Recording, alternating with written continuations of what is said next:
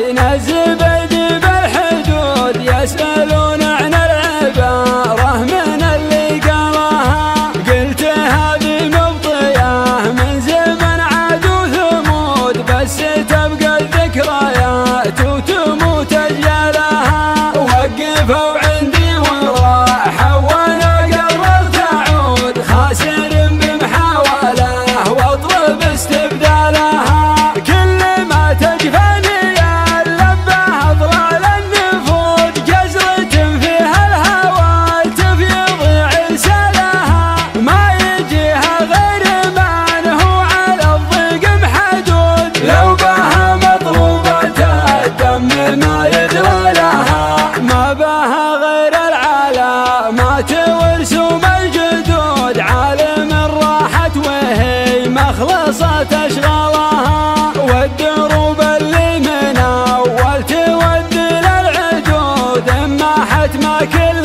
من مرها يصحى لها. قلت دام الجو لا بأس وسهود مهود، شنطة العزبة من الحوضة فك حبالها. في غضات مسكنة الماني معها عود عود، أشعل النار بذراها واجيب ظلالها. كبر بنك الراجحي بس ما فيها نقود، كانت الناس بطرفها تبسم ولها.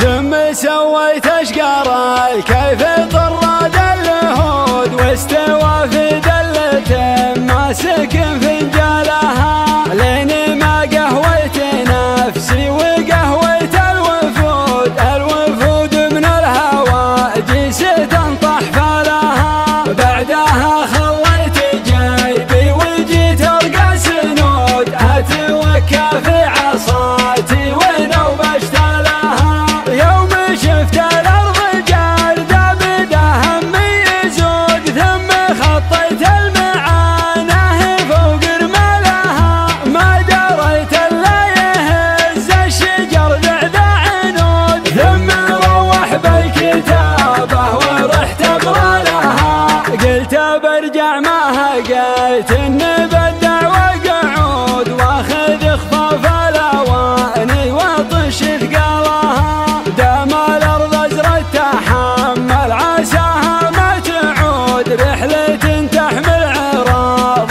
قصص وطوالها. مستحيل البوح فيها وانا طبعي جحود، والصدور المغلقة وش يفك اقفالها.